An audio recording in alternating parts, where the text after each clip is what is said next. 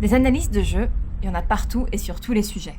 Mais ces analyses vont souvent se concentrer sur les aspects graphiques ou le gameplay d'un jeu. Le scénario est laissé de côté les trois quarts du temps.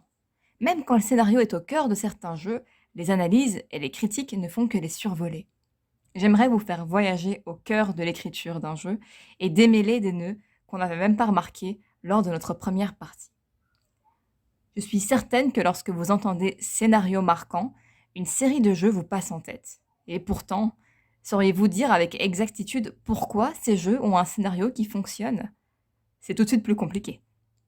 Faisons un choix rapide dans notre liste. S'il y a bien un jeu auquel beaucoup vont penser en parlant de scénario marquant, c'est la saison 1 du jeu The Walking Dead. Je précise bien la saison 1 et pas les autres pour la simple et bonne raison que les scénaristes ne sont pas les mêmes par la suite. Et disons-le, ça se ressent.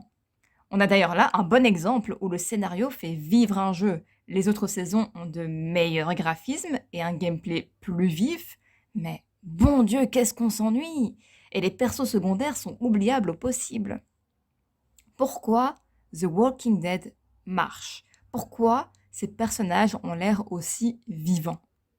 Eh bien, parce que l'histoire est excellente sous bien des aspects, que ce soit les cliffhangers, les positions de caméra réfléchies et qui donnent un sens à nos actions, les trahisons, la relation père-fille très touchante entre Lee et Clementine.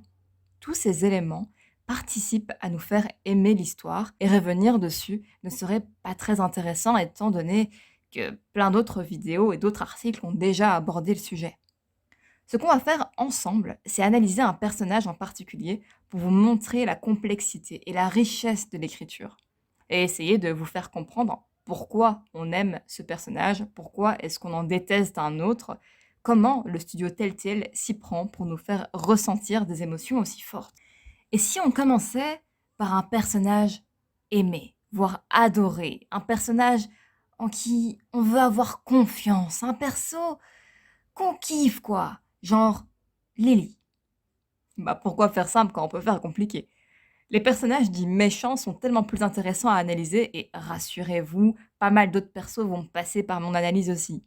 Je trouve juste ça captivant de voir l'histoire à travers l'œil d'un perso qu'on préfère juste éviter tout du long. Pourquoi est-ce qu'on déteste Lily? Parce qu'elle abat froidement Carly ou Doug? Ou peut-être parce qu'elle donne des ordres à tout va et qu'elle est toujours de mauvaise humeur? Ou alors peut-être parce que c'est qu'une sale petite... Ouais, pas moi. Dites-le aussi, vous la détestiez dès le début, non? Dès la séquence du drugstore, hein? Eh ben pourquoi? Et comment les scénaristes y sont-ils pris pour créer cette haine en nous alors qu'elle n'a pas encore dit une phrase complète? Ben, on va voir ça ensemble. Ça m'étonnerait pas que les scénaristes aient l'une ou l'autre connaissance en psychologie parce qu'ils vont utiliser des méthodes assez subtiles pour faire comprendre à nos cerveaux que Lily égale méchante. Si dans un premier temps on déteste Lily, c'est à cause de Larry, son père. Vous vous rappelez, cette enflure cardiaque qui ne cherche qu'à nous mettre des bâtons dans les roues? En vrai, quand on voit Lily pour la première fois, elle ne dit rien d'exceptionnellement méchant ou grave, à part que c'est dangereux de faire entrer des inconnus dans leur abri alors qu'ils sont encerclés par des morts vivants. Entre nous, c'est assez legit. Ensuite, il y a aussi une question de caractère. Kenny est sympathique. Il a un visage qui inspire la sympathie.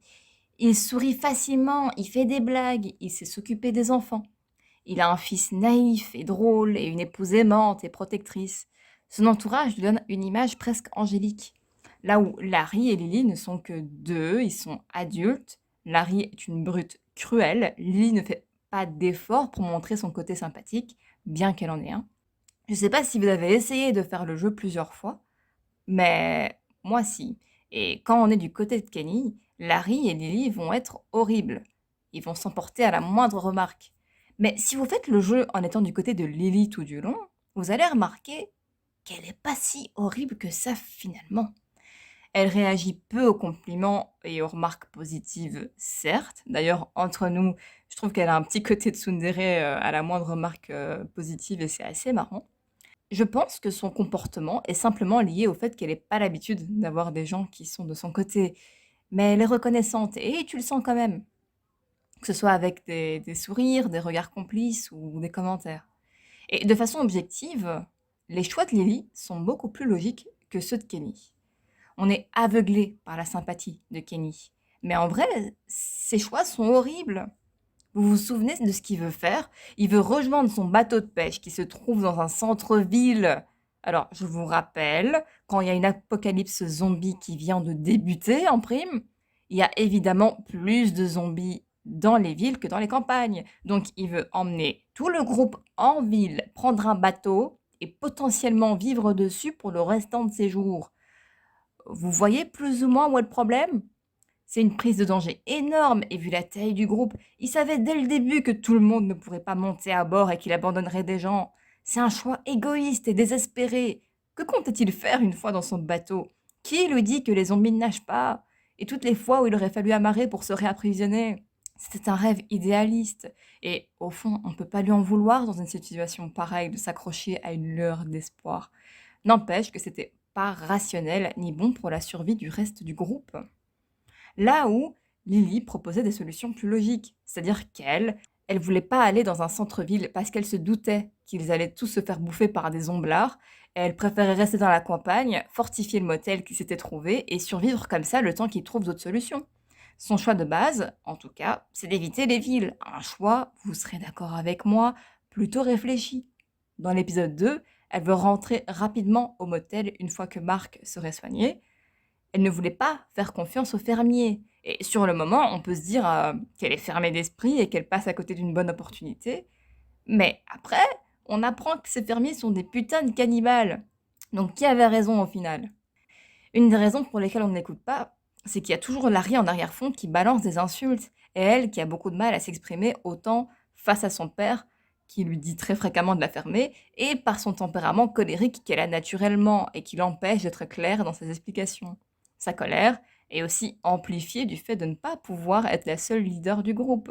Mais dès que Lee va lui parler tout seul, en étant un peu de son côté, elle lui donne des explications très claires et concises. Jusque-là, il y a toutes les raisons du monde d'être du côté de Lily, mais bien sûr, des changements vont s'opérer dans sa personnalité à cause d'événements traumatiques. Tout le monde se souvient de l'épisode 2, des cannibales et de la mort de Larry. D'ailleurs, peu importe notre décision, Larry meurt. Rappelez-vous, il fait une crise cardiaque et soit on peut essayer de le réanimer, soit on écrase sa tête avec un pavé de sel. Si on entreprend un massage cardiaque, c'est Kenny qui explose la tête de Larry avec la brique. Et petite parenthèse, cette mort est juste horrible. Larry faisait certes une crise cardiaque, mais n'importe quel médecin vous dira qu'on n'en meurt pas directement.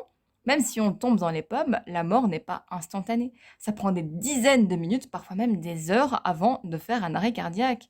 Ils avaient donc tout le temps d'au moins d'essayer de le ranimer.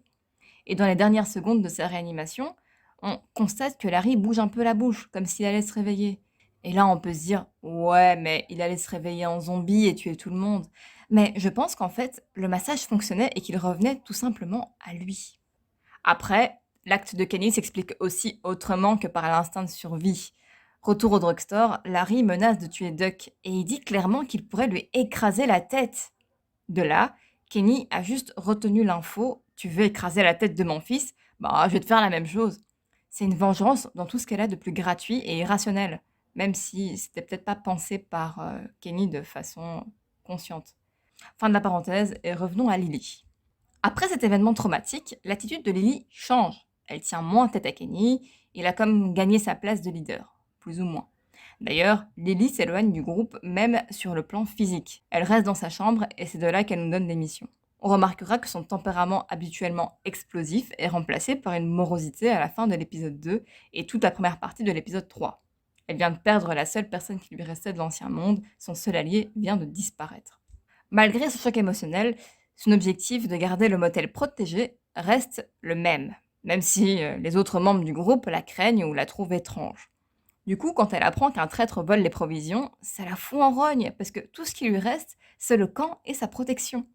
Vient enfin cette scène un peu mélodramatique de l'épisode 3, celle où tout le monde déteste Lily du plus profond de son cœur et qui vous aura marqué pendant plusieurs jours, la scène évidemment du Hervé.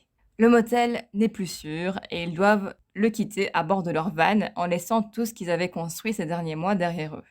Une dispute éclate à bord, une dispute des plus confuses dans laquelle on va essayer de mettre un peu d'ordre. Kenny, Katia et Duck sont à l'avant du véhicule. On apprend plus tard que Doug s'est fait mordre, les parents sont donc tout accaparés par la santé de leur fils et par la route, et ils se préoccupent que très peu de la dispute à l'arrière du van. Ces trois-là n'ont donc pas vraiment d'avis objectif sur la situation. Derrière, on a tous les autres membres de l'équipe. La colère de Lily se réveille, la jeune femme, plus ou moins calme et distante du début d'épisode, n'existe plus. Toutes les émotions qu'elle a gardées en elle depuis la mort de son père sont relâchées. Elle est furieuse, elle n'a pas pu accomplir son rôle de leader à cause d'un traître. À ce moment-là, on ne sait pas exactement qui c'est, mais elle a des doutes sur Ben. Et a raison, même si on apprend que plus tard qu'il faisait de son mieux pour protéger le groupe. Il l'a juste fait de façon très maladroite. Donc, Lily essaie de convaincre tout le monde sur l'identité du traître, mais elle s'y prend mal en essayant de mettre chaque personnage au pied du mur. Et c'est peut-être là qu'est son erreur. Elle voulait gérer la situation de manière assez dictatoriale en ne laissant le choix à personne, ni le temps à personne d'ailleurs. Pour la contrer, les autres essaient vaguement de mettre un système de vote plus ou moins démocratique en place, mais ça ne fonctionne évidemment pas face à la colère de Lily. Si elle avait attendu que tout le monde se soit un peu calmé, elle comprise, la dispute n'aurait certainement pas dégénéré de la sorte. Il sort du véhicule parce que Zomblar sous les roues, et là, souvenez-vous, si vous avez sauvé Doug, il va s'interposer entre Lily et Ben et prendre une balle à sa place. Si vous avez sauvé Carly, Lily lui tire dessus parce qu'elle l'insulte. On est d'accord pour dire que c'est le moment où on a tous détesté Lily. Mais au vu de ce qu'on a analysé ensemble, son comportement n'était-il pas un tout petit peu légitime ? J'ai l'impression de jouer l'avocate du diable. N'allez pas croire que je soutiens les choix de Lily. Je veux juste démontrer la complexité d'un personnage de fiction. Vous montrer à quel point chaque action est logique pour chacun d'eux. En vrai, la scène du meurtre de Carly m'a mise en PLS pendant quelques semaines aussi. Dans un cas, elle voulait tuer Ben parce que c'est le traître qui a mis leur sécurité en danger et qui a détruit tout ce qu'ils avaient construit jusqu'à ce jour. Doug s'interpose parce que c'est un bon gars et il se fait tuer. Alors, c'est horrible, mais quand tu sais que Ben est réellement fautif, j'ai un peu de mal à en vouloir à Lily.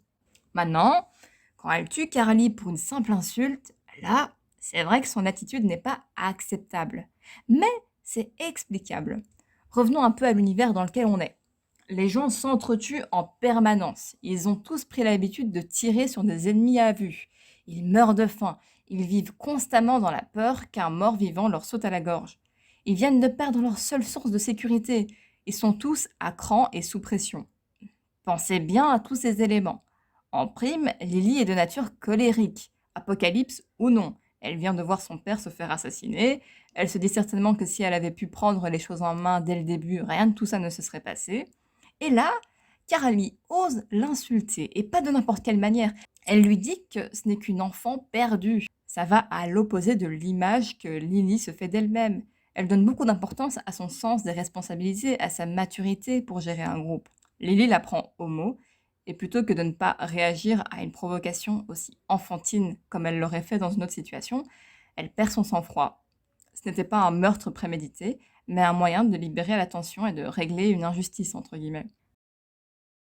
Bon, j'espère qu'après ces explications, vous voyez chaque petit fil qui a mené à cette conclusion tragique et que vous vous rendez compte de la complexité des personnages qu'on pense juste gratuitement méchants.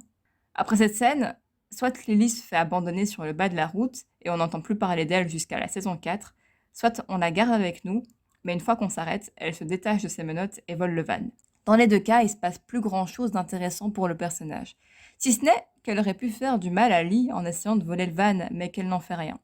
Et d'ailleurs, si on est de son côté pendant toute l'histoire, elle nous propose de l'accompagner. Et si on accepte, on va chercher Clementine à l'extérieur, mais elle s'en va toute seule à ce moment-là. Je ne pense pas qu'elle s'en aille juste par instinct de survie en se disant qu'une enfant sur les bras les ralentirait. Je pense qu'elle le fait plutôt pour protéger Clem et Lee d'elle-même, et d'un monde où il est plus simple de survivre en groupe. Aussi peut-être parce qu'elle a certainement besoin d'être seule après tous ces événements. Son rôle de leader a été en quelque sorte délégitimisé.